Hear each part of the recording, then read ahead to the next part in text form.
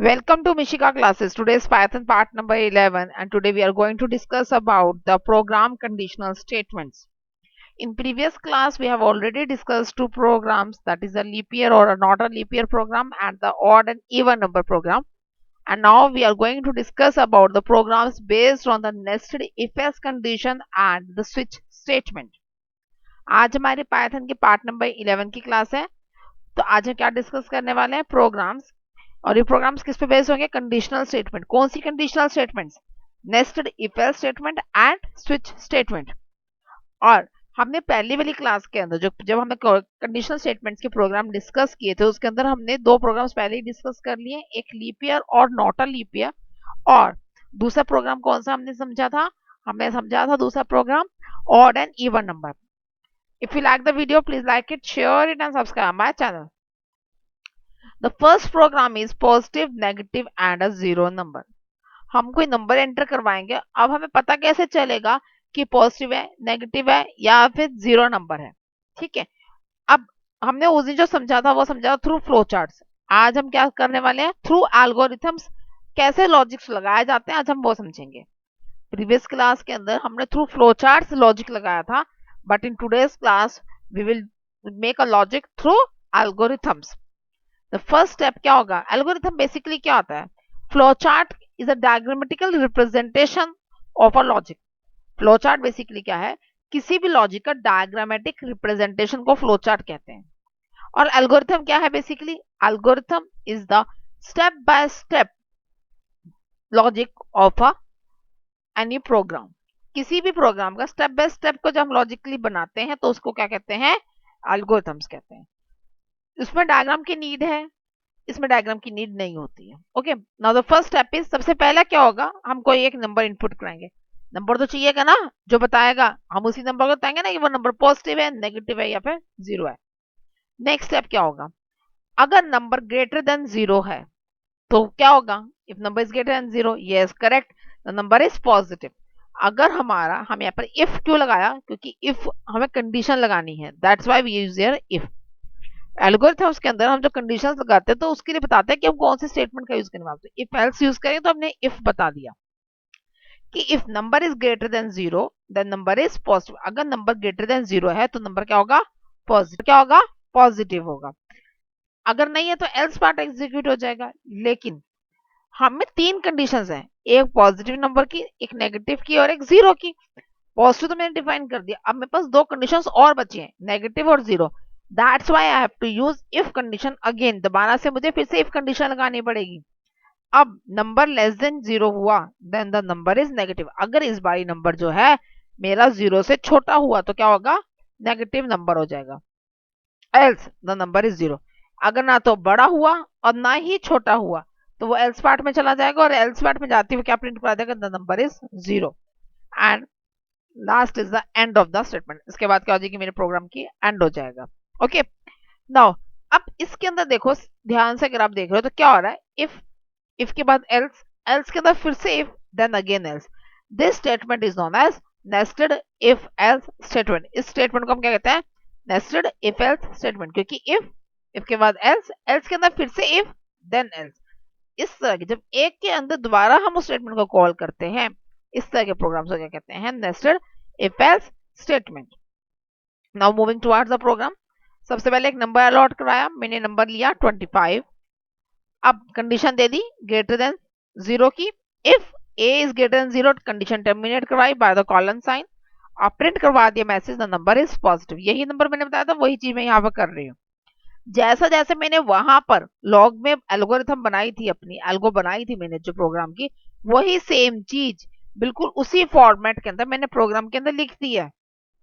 This is how the program is easy to make. इस तरह पता चलता है प्रोग्राम बहुत इजीली। अगर आपके स्टेप्स ही गलत होंगे, स्टेप्स आप ऊपर नीचे लिख दोगे, मान लो मैं पहले नेगेटिव वाला लिख देती फिर पॉजिटिव वाला लिख देती, तो उसको इंप्लीमेंट करना प्रोग्राम के अंदर that is a difficult task. तो वो टास्क डिफिकल्ट हो जाएगा। तो बेटर क्या रहता है, जब भी आप एल्गोरिथम बनाए तो स्टेप बाय स्टेप पहले ये चीज देन दिस देन दिस, इस ऑर्डर में बनाओगे तो प्रोग्राम भी इजीली बन जाएगा। देखो मैंने जैसे जैसे कर रही थी वैसे वैसे मैं यहाँ कर रही हूँ। पहला स्टेप क्या था? इनपुट द नंबर, कर दिया। नेक्स्ट स्टेप क्या था मेरा? इफ कंडीशन लगाना, ग्रेटर देन जीरो को तो नंबर इज पॉजिटिव, प्रिंट करवा दिया। उसके बाद क्या था? एल्स, एल्स के अंदर फिर से इफ कंडीशन थी, if is a is less than 0 और प्रिंट क्या करवाना था, the number is negative. Next is else part, अगर ये भी नहीं है तो एल्स पार्ट फिर से एग्जीक्यूट करेगी और एल्स पार्ट में क्या हो जाएगा, द नंबर इज 0, ये नंबर प्रिंट हो जाएगा 0। अब एंटर प्रेस किया, ये नंबर 25 क्या है, बड़ा है 0 से, तो 0 से बड़ा होने की वजह से, 0 से ग्रेटर होने की वजह से क्या मैसेज प्रिंट हो जाए, द नंबर इज पॉजिटिव, और यही मेरा मैसेज प्रिंट हो गया। Now moving towards the next. अब हम क्या कर रहे हैं, सेम यही प्रोग्राम है बट डिफरेंस इज नंबर मैंने दूसरा ले लिया। This time I am taking the number is a is equal to 0। Same वही, पहले ग्रेटर देन 0 के लिए मैसेज प्रिंट करा, the number is positive. Else के अंदर फिर से इफ कंडीशन को कॉल कर लिया, लेस देन 0 करवाया, नंबर क्या हो गया, नेगेटिव। अगेन एल्स करवाया, नंबर क्या हो गया 0, तो मेरा मैसेज क्या प्रिंट होगा, द नंबर इज 0, क्योंकि इस बार जो number that is equal to 0, ना ही तो ये ग्रेटर देन 0 है ना ही ये लेस देन 0 है, तो इसीलिए इस नंबर का मैसेज प्रिंट करा दे, number is 0।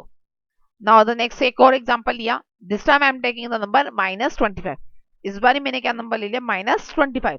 Again greater than 0 के लिए नंबर पॉजिटिव, एल्स में पहले लेस देन 0 के लिए नंबर नेगेटिव, और एल्स पार्ट में क्या हो जाएगा, नंबर इज 0। अब इफ में बड़ा होगा, अब ये जो नंबर है दैट इज -25, तो यानी कि लेस देन 0, 0 से छोटा है, तो let's see the message is, the number is negative, number is negative का पेरेंट हो गया हमारा message. This is all about the program, how we make a positive, negative and zero number.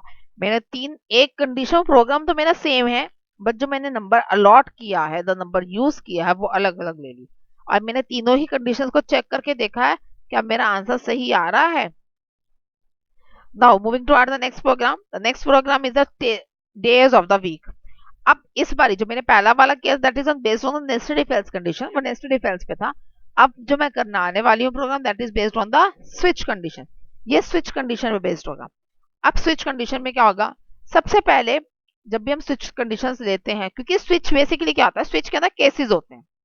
What is the meaning of case, कि अगर ये चीज होगी तो ये आएगा, ये चीज होगी तो ये आएगा, मतलब एक नंबर अलॉट कर दिया, ये एक अल्फाबेट अलॉट कर दिया, जो भी आप लेना चाहते हो वो अलॉट कर दिया, वो अगर होगा तो वो आंसर प्रिंट होगा, अदरवाइज नहीं होगा। तो इसके लिए सबसे मतलब इजी मेथड जो है बेसिकली वो क्या है, एक डाटा टाइप को डिफाइन कर दो स्टार्टिंग में इनपुट के लिए। तो पहला स्टेप क्या होगा, define the data type for the input, data type को डिफाइन कर दो इनपुट के लिए। नेक्स्ट स्टेप क्या होगा, allot the numbers to the days of the week. अब डेज ऑफ द वीक है तो डेज ऑफ द वीक को क्या कर देंगे, अलॉट कर देंगे नंबर।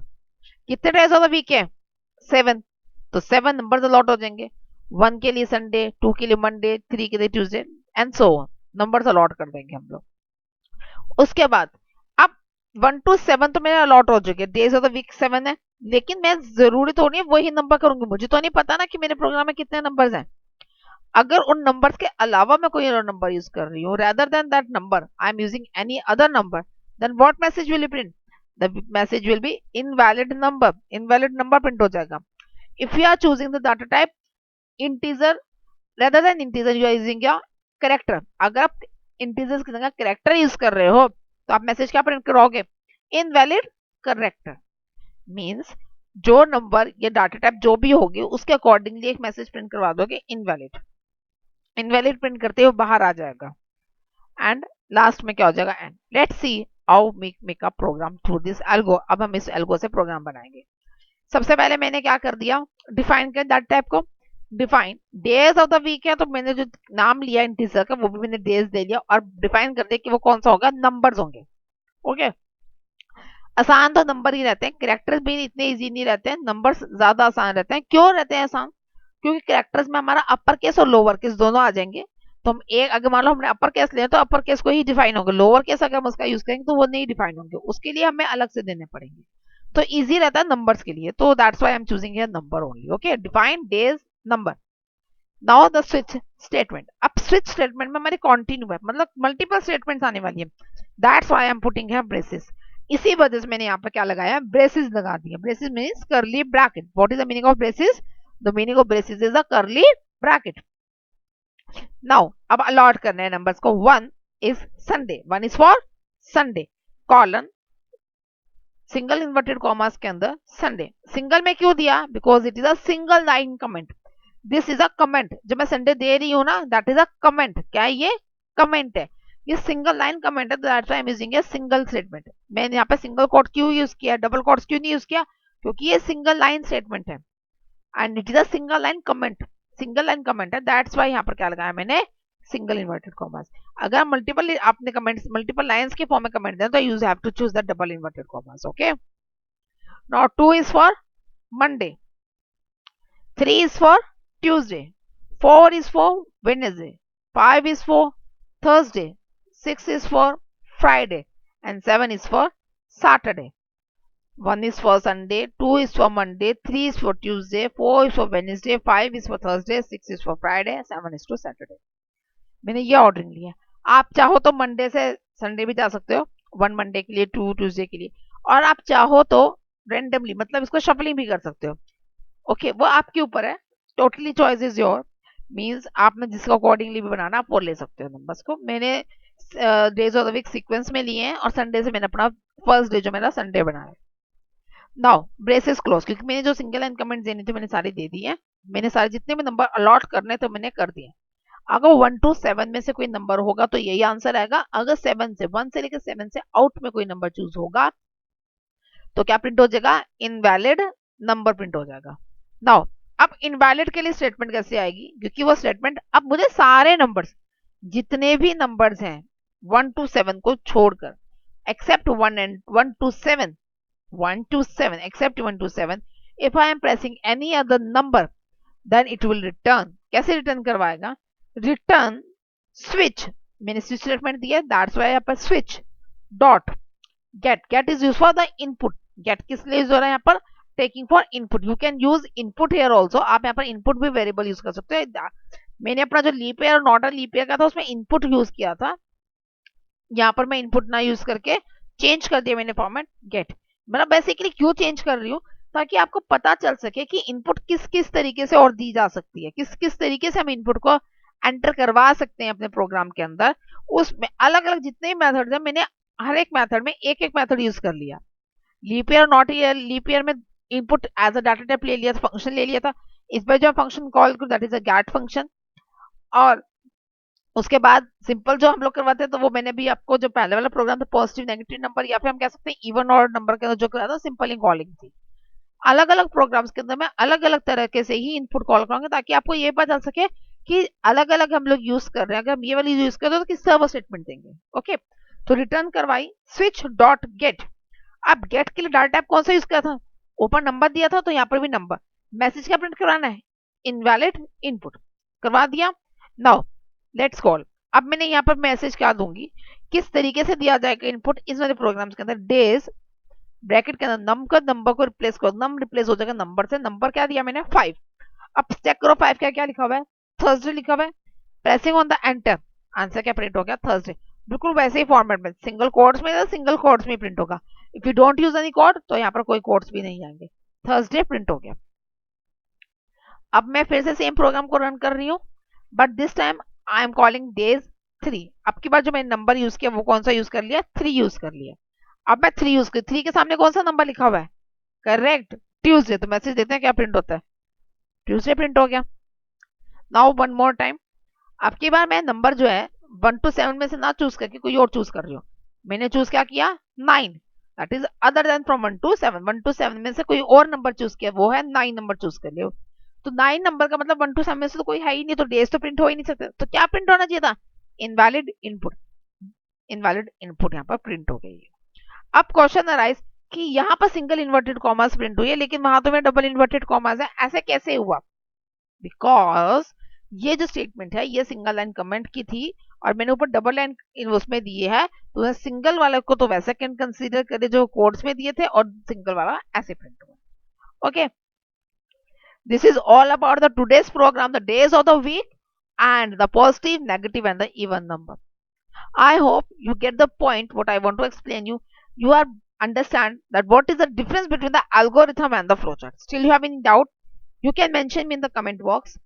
अगर फिर भी आपको फ्लोचार्ट किसे कहते हैं, एल्गोरिथम्स किसे कहते हैं, आपको कोई डाउट है तो आप मुझे कमेंट बॉक्स में कमेंट करके बता सकते हैं, मैं फ्लोचार्ट और एल्गोरिथम आपको सेपरेटली अलग से समझा दूंगी। If you like the video, please like it, share it and subscribe my channel. Thank you.